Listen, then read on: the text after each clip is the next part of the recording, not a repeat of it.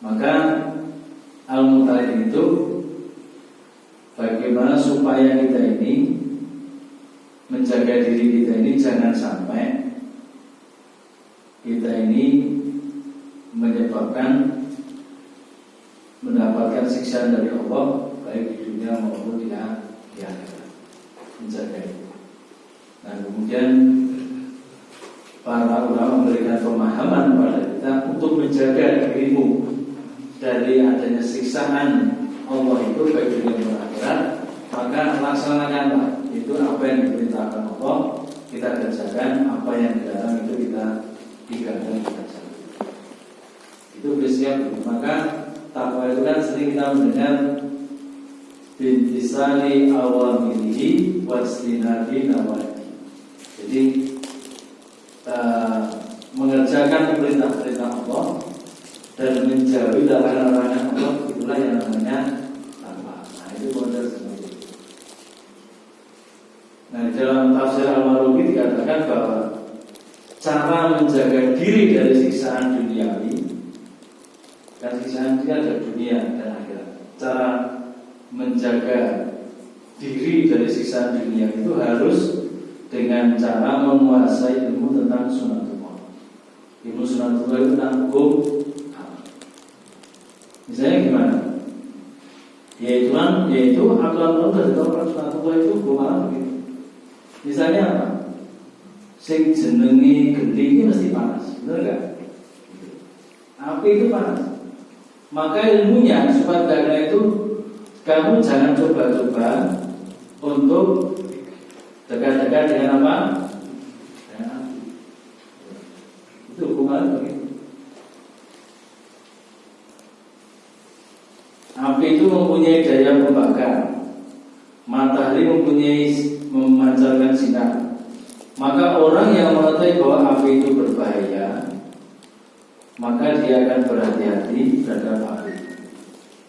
Itu namanya logika berpikirnya adalah kata Al-Marugi tadi, ya, menjaga diri dari siksaan duniawi dengan cara menguasai ilmu tentang sunatullah.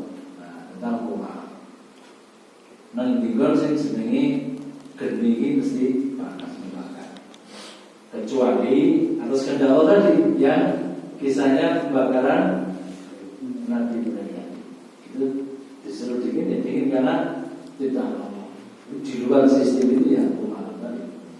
Itu pengecualian. Nah kemudian untuk menjaga siksaan di akhirat ini penting juga.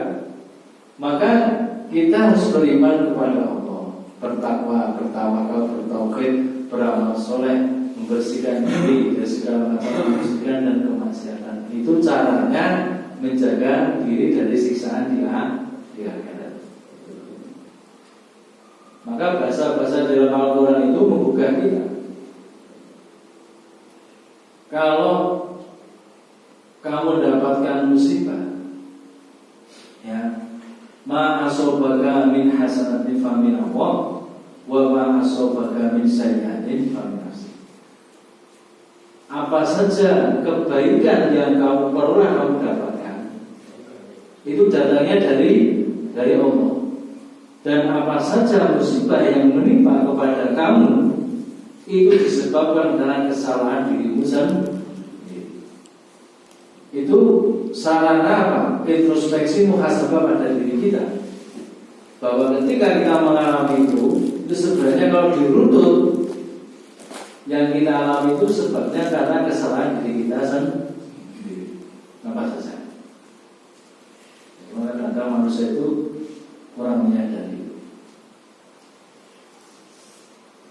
Nah, pada surah Al-Baqarah ayat 2 itu dinyatakan bahwa Al-Quran merupakan petunjuk bagi orang-orang yang bertakwa.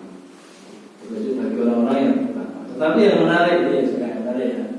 Ternyata Al-Quran juga menyebut bahwa Al-Quran itu sebagai petunjuk bagi segenap manusia. Ternyata tidak hanya bertakwa ya, semua manusia. Kalau kita baca, sering dibaca di bulan Ramadan, kan syahrul Ramadan alladzi unzila fihil Quran Hudal apa? Hudal linnas. Kata-kata begitu. Wabayinat minal huda. Jadi ada kata-kata hudal linnas. Jadi bulan Ramadan itu bulan yang dijalankan dengan Al-Quran, yang Al-Quran sebagai petunjuk bagi manusia. Nah, ini hudal linnas. Artinya semua itu bisa mendapatkan petunjuk di dalam menjalani kehidupan itu. Siapa saja manusia itu, ada orang yang beriman, ada yang orang kafir, ada yang orang munafik dan sebagainya. Itu bisa mendapatkan petunjuk di dalam Al-Quran. Ya. Dan itu juga sesuai ternyata dengan apa yang menjadi misi dari kenabian. Rasulullah itu di dalam hadisnya pernah menyampaikan bahwa beliau itu tiada lain dan tiada bukan untuk menyempurnakan akhlak. Akhlak siapa? Ya seluruh umat manusia. Bahkan juga lebih spesifik lagi dalam surah Al-Anbiya itu dikatakan wa ma arsalnaka illa rahmatan lil alamin. Dan tidaklah kami ini mengutus kamu Muhammad ya melainkan untuk menjadi rahmat bagi seluruh alam. Ada seluruh alam itu tidak hanya manusia yang macam-macam tadi, ada iman, ada kafir, ada munafik. Seluruh alam berarti ada binatang, ada tumbuhan dan seterusnya. Itu hebatnya Islam itu. Jadi ternyata Rasulullah itu tidak hanya untuk orang-orang yang tertentu saja, tapi rahmatan lil seluruhnya. Nah, ini yang penting untuk kita pahami bersama. Jadi inilah Bapak sekalian yang saya hormati rahimakumullah, dari ayat yang kita sampaikan ini, ayat yang pertama dan yang kedua, ya kaitannya dengan Al-Quran ini, bahwa pada hakikatnya Al-Quran itu merupakan petunjuk bagi seluruh umat manusia, di samping sebagai petunjuk bagi orang-orang yang bertakwa. Jadi semua manusia, baik yang bertakwa maupun yang tidak bertakwa, memiliki peluang dan potensi untuk mendapatkan atau meraih petunjuk-petunjuk yang diberikan Allah dalam Al-Quran.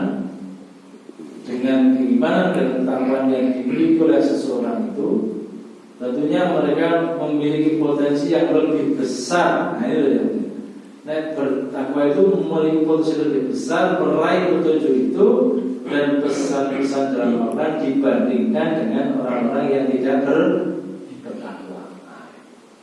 Jadi bodoh-bodoh semua yang potensinya lebih besar, karena dia orang yang bertakwa tidak hanya melihat memahami secara logika, tapi juga dengan iman. Ini yang penting di situ. Maka saya kutub di dalam kitabnya Fi Hidayah Al-Quran, dia menyatakan kata hudan itu digandengkan dengan lil muttaqin untuk orang-orang yang bertakwa. Pada surah Al-Baqarah ayat yang kedua itu mengisyaratkan, menurut ayat kutubnya, bahwa orang-orang yang betul-betul menginginkan petunjuk Al-Quran hendaknya menghiasi dirinya dengan sifat atau perilaku takwa. Sekali lagi, mengisyaratkan bahwa orang-orang yang betul-betul menginginkan petunjuk Al-Quran hendaknya menghiasi dirinya, ya, itu dengan sifat atau perilaku takwa. Di dalam tafsir Al-Azhar juga dia menyatakan bahwa petunjuk Al-Quran, kata Profesor Hamka, sulit. Petunjuk Al-Quran itu sulit diraih oleh orang-orang yang belum memiliki hati yang bersih. Ya, di mulut beliau, itu kata beliau, petunjuk Al-Quran itu sulit untuk diraih oleh orang-orang yang belum memiliki hati yang bersih. Hati yang bersih itu tidak ada kotorannya. Kalau bersih itu semua amal-amal yang dia kerjakan, yang dia lakukan, itu semata-mata hanyalah untuk meraih ridha Allah, bukan yang lain. Itu yang benar.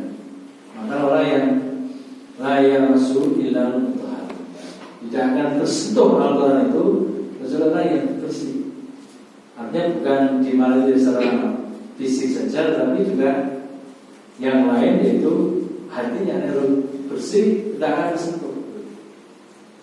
Maka sebenarnya kita pun bisa merasakan kalau kita kemudian dibacakan oleh kita ini ayat Al-Quran, itu tambah imannya apa? Innamal mu'minuna alladzina idza dzukirallah wajilat qulubuhum wa idza tuliyat 'alaihim ayatun zadatuhum imanan wa 'ala rabbihim yatawakkalun.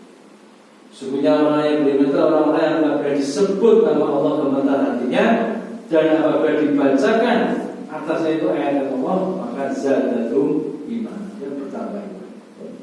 Kalau dibacakan ayat Al-Quran Allah tambah imannya, berarti kita ini belum bertambah iman, itu berarti belum bersentuh. Orang yang beriman itu kalau disebut nama Allah gemetar, dibacakan ayat-ayat Allah itu tambah imannya, dan kepada Tuhannya dia itu berserah diri, bertawakal. Itu ciri orang-orang yang beriman. Sehingga tinggal kita kemudian memasukkan itu pada diri kita. Kira-kira awal diri itu seperti ciri-ciri itu. Kalau disebut nama Allah gemetar hati kita, kalau dibacakan ayat-ayat Al-Quran itu tambah imannya, dan kepada Tuhan mereka itu bertawakal, berserah. Saya kira dua itu saja Al-Quran dan tinggal kita melalui dan mutakin. Insyaallah kita teruskan ayat yang ketiga. Itu sudah jam 9 tak terasa. Jadi saya kira begitu Bapak untuk tafsir Al-Tanbir dalam surah Al-Baqarah ayat 1 dan juga ayat 5 yang lagi memberikan penguatan kepada kita terkait dengan Al-Quran, supaya kita ini tertantang untuk mendalami isi kandungan Al-Quran itu. InsyaAllah kalau kita berinteraksi itu akan banyak hikmahnya ya di dalam kehidupan kita. Itu afdhalul dzikir, afdhal utama ingat itu adalah dengan kita ini membaca Al-Quran. Dan kalau memperbanyak amal kebaikan kita, perbanyaklah amal itu dengan membaca Al-Quran. Karena Nabi sudah beri sinyal-sinyal itu, tinggal mau tidak kita mau mengamalkan. Membacanya itu sudah besar sekali pahalanya. Maka memang kalau kita kemudian tidak membacanya, sekurang-kurangnya baca saja itu sudah luar biasa.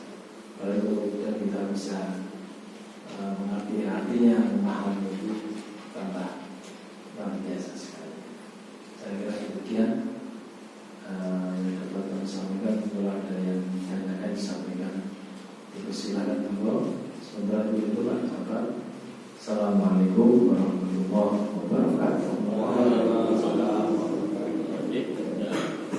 Monggo Bapak yang mungkin mau berdalam kajian, ada hal yang mau disampaikan, silakan.